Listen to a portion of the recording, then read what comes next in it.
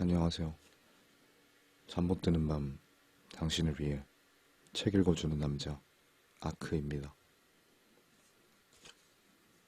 헨리 제임스의 단편선 밝은 모퉁이 집 네 번째 시간이네요. 읽어드리도록 하겠습니다.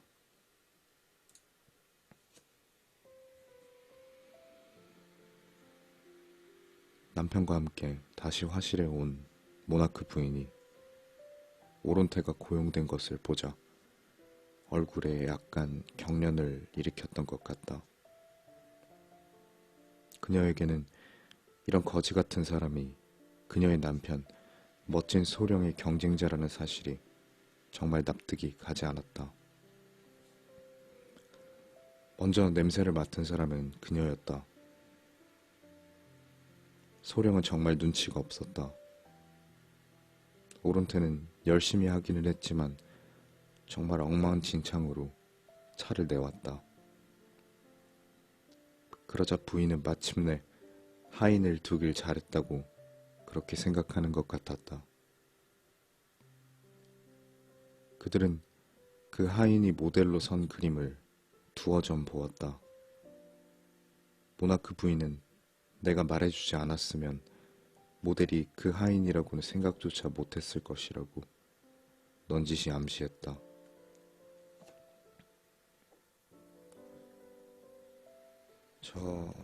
우리를 모델로 그린 그림은 우리와 똑같은데요. 그녀는 의기양양하게 웃으며 일깨워 주었다. 실제로 이것이 그들의 결점이었다. 모나크 부부를 그릴 때는 어쨌든 그들에게서 거리를 둘 수 없었다. 내가 표현하고자 하는 인물에 몰두할 수가 없었던 것이다. 내 그림의 모델이 누구인지 남들이 알아보는 것은 전혀 바라는 바가 아니었다.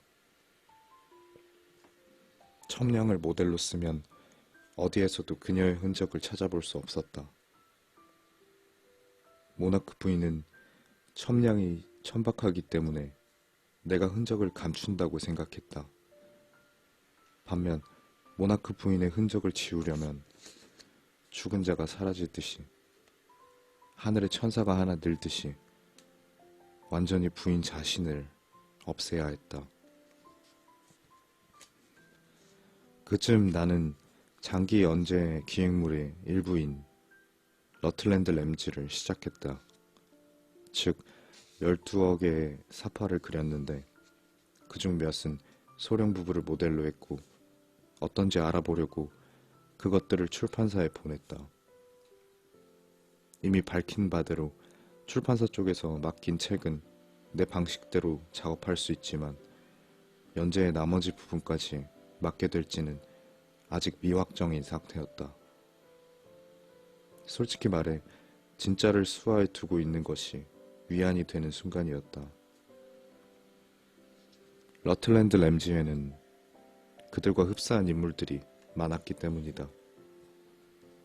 소령처럼 자세가 꼿꼿한 사람도 있었고 모나크 부인처럼 세련된 부인도 있었다. 시골 저택 생활도 많이 등장했다. 시골 저택 생활은 멋지고 환상적이고 아이러니컬하고 막연하게 다루어졌다. 반바지와 퀼트 치마를 입은 사람들에 대한 암시도 상당 부분이었다. 처음부터 결정해야 할 것이 몇 가지 있었다. 예를 들면 주인공은 정확하게 어떻게 생겼으며 특히 여주인공의 얼굴과 몸매는 어때야 하나 하는 것 등이었다. 물론 이야기를 끌어나가는 것은 작가였지만 화가도 나름대로 해석할 수 있었다. 나는 모나크 부부에게 솔직히 내가 해야 하는 일을 털어놓았다. 나는 어떤 점이 곤란하고 어떤 대안을 생각하고 있는지 밝혔다. 이 사람을 모델로 쓰세요. 모나크 부인이 남편을 바라보며 다정하게 말했다. 그러자 이 사람보다 더 나은 모델이 있겠습니까? 벌써 오래전부터 늘 그랬듯 소령이 편안하고 솔직하게 털어놓았다. 이 말에 꼭 대답할 필요는 없었다. 나는 단지 내 모델들을 적절하게 배치하기만 하면 되었다. 그런데도 마음이 편치 않았고 차일피일 답을 미루었다. 그 책의 사파는 큰 화폭이 될 것이고 등장인물은 수없이 많았다. 나는 먼저 남녀 주인공이 등장하지 않는 장면부터 그렸다. 일단 주인공을 정하면 계속 그 인물로 그려야 했기 때문이다. 한 곳에서는 주인공을 7피트로 그렸다가 다른 곳에서는 5피트 9인치로 그릴 수는 없었다. 비록 소령이 두어 번 자기가 젊은이 못지않게 젊어 보인다는 사실을 상기시켰지만 나는 5피트 9인치나 되는 주인공 쪽으로 마음이 기울었다. 소령을 주인공 모델로 쓸 수도 있었다. 그의 나이를 짐작할 수 없게 그릴 수도 있었다. 생기발랄한 오론태가 내게 온 지 한 달쯤 되었고 나는 그에게 몇 번인가 계속 타고난 성격대로 지나치게 행동한다면 앞으로 여기에 있을 수 없다고 알려준 적이 있었다. 이후 그의 탁월한 능력을 깨달았다. 그는 5피트 7인치밖에 안 되었지만 더 크게 그려질 수 있는 잠재 가능성이 있었다. 처음에는 그를 몰래 모델로 써보았다. 나의 그런 선택에 대해 소령 부부가 어떻게 판단할지 두려워서였다. 그들은 첨량을 모델로 그리는 것도 속임수라고 생각했는데 진짜 신세화는 정말 동떨어진 이탈리아 행상을 명문 사립학교를 졸업한 주인공의 모델로 삼으면 어떻게 생각할까? 내가 그들을 두려워한 것은 사실이다. 하지만 그것은 그들이 협박을 하거나 압박감을 주어서가 아니라 정말로 애처로울 정도로 예절을 지키고 수수께끼처럼 영원히 새로운 분위기를 풍기며 내게 매달렸기 때문이다. 그러므로 잭 홀리가 귀국하자 반가웠다. 그는 늘 훌륭한 조언자였다. 화가로서는 형편없는 친구였지만 그의 비평은 정확했다. 그는 1년간 영국을 떠나 있었다. 새로운 안목을 얻기 위해 어디론가. 어딘지는 잊었다. 그의 그런 안목이 아주 두렵긴 했지만 우리는 오랜 친구였다. 그가 여러 달이나 멀리 떨어져 있으면 그동안의 내 인생은 공허해졌다. 그 1년간은 그의 혹평을 듣지 않아도 되었다. 그는 여전히 전에 입던 검은 벨벳 옷을 입고 있었지만 한층 안목이 높아져서 돌아왔다. 내 화실에 들른 첫날 저녁, 그는 자정이 지나도록 담배를 피우며 꾸물거렸다. 그는 그림은 그리지 않고 그저 안목만 높아져서 돌아왔다. 그래서 이야기의 주제는 온통 내가 그리는 사파에 관해서였다. 그는 칩사이드의 사파를 보고 싶어 했지만 실망한 것이 분명했다.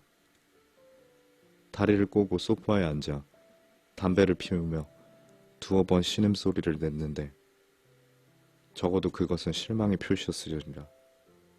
적어도 그것은 실망의 표시였으리라. 도대체 뭐가 문제야? 내가 물었다. 너야말로 뭐가 문제야? 내가 제정신이 아니기는 해. 정말 그렇군. 완전히 미쳤어. 이건 또 무슨 변덕이야? 그리고는 내게 그림 하나를 아주 불손하게 던지다시피 했다. 나는 그 그림이 좋지 않냐고 물었고 그는 내게 늘 추구해온 예술 작품에 비해 형편없다고 대답했다. 나는 계속 그가 얘기하도록 내버려 두었다. 그게 무슨 뜻인지 몹시 알고 싶어서였다. 그림 속의 두 인물은 거인처럼 보였지만 그게 문제는 아니리라고 생각했다. 내가 의도적으로 그렇게 그렸으니까. 그도 아마 알아챘을 테니까. 떠나기 얼마 전에 만났을 때 그는 내가 언제나 위대한 화가가 될 것이라고 말했는데 내 작업 방식은 그때와 변한 것이 하나도 없다고 나는 단언했다.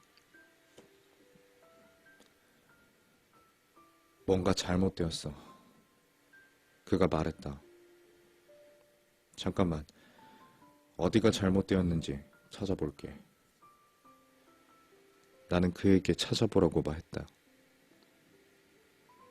새로운 안목을 여기서 발휘하지 않으면 어디서 발휘하겠는가. 그러나 결국 그는 모르겠어. 그냥 이런 유형은 싫어. 라고 말했다. 이 말은 실제 작업을 보고 분놀림의 방향이라든가 명암의 신비와 같은 문제를 끄집어내어 말하던 비평가의 말치고는 시원찮은 대답이었다. 이 그림에 나타난 유형들이 아주 멋지다고 생각하는데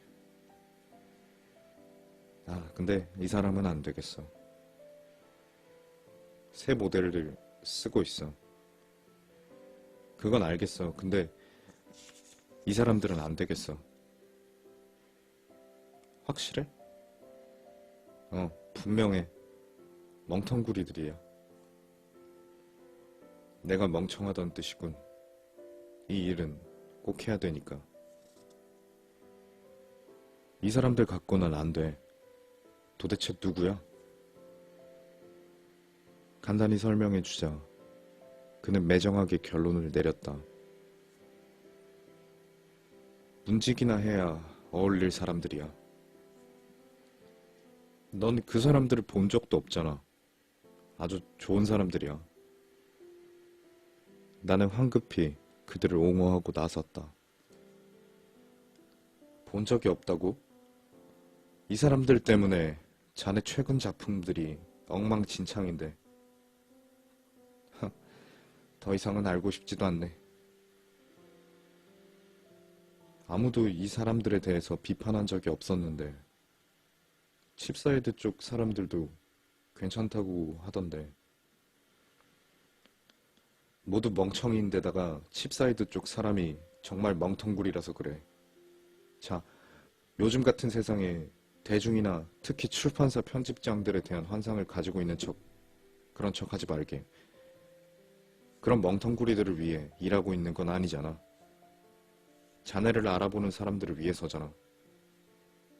거장을 알아보는 사람들. 자네 자신을 위해 이해할 수 없으면 계속 나를 위해서 그려주게. 과거에 자네가 시도하던 것들을 말이야. 아주 멋졌다네. 하지만 이 쓰레기들은 그런 류가 아니야. 조금 있다 내가 러틀랜드 램지와 그 후편에 대해 설명하자 그는 이전의 방식으로 돌아가야 하며 그렇게 하지 않으면 파멸할 것이라고 했다. 간단히 말해 그는 경고를 한 것이다.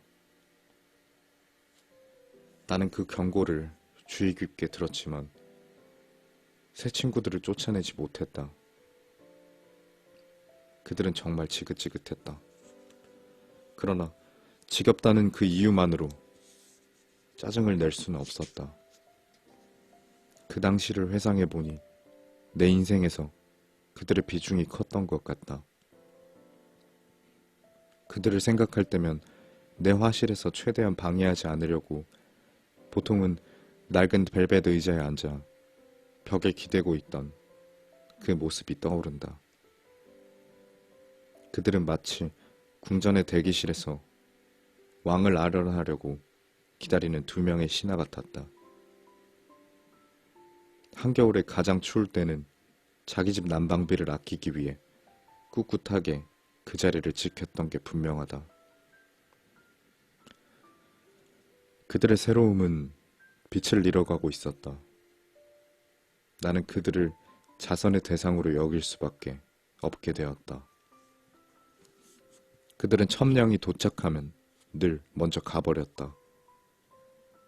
내가 본격적으로 러틀랜드 램지 작업에 들어가자 첨령은 더욱 자주 화실에 들락거렸다. 말은 안 했지만 그들은 첨령을 하층 인물의 모델이라고 생각했고 나는 그냥 내버려 두었다. 내가 사파를 그릴 책은 화실에 널려 있었다. 그들은 스스로 책을 뒤적거리기까지 했었는데 그 책에는 상류층 인물만 등장한다는 사실을 알아내지 못했다. 그들은 그 뛰어난 소설가의 책을 대부분 제대로 이해하지 못하는 것 같았다. 홀리는 경고했다. 그들을 해고하려면 추운 겨울이 끝날 때쯤엔 해고하라고 했다. 그럼에도 나는 이따금 이 부부를 모델로 썼다. 홀리는 그들을 보고 그리고 우스꽝스러운 한 쌍이라고 생각했다. 그가 화가라는 사실을 알자 그들은 홀리에게 접근했다. 그들은 그에게도 자신들이 진짜라는 것을 보여주었다. 그는 방 건너편에 있는 그들을 마치 수마일 떨어진 곳에 있는 사람을 보듯이 바라보았다. 그들은 홀리가 비판하는 이 나라의 사회 제도를 집약해놓고 있었다. 홀리의 생각엔 그런 사람들, 너무 관습적이고 너무 호사스럽게 차려입고 갑자기 감탄사를 질러 대화를 중단시키는 그런 류의 사람이 왜 화실에 필요하냐는 것이었다. 화실은 사물을 보는 법을 배우는 곳인데 그런 쓸데없는 사람들까지 고용해서야 어떻게 사물을 제대로 볼 수 있겠냐는 것이었다.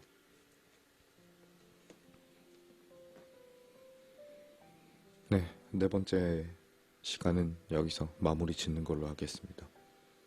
다음 시간에 마지막 5번째 문단으로 찾아뵙겠습니다.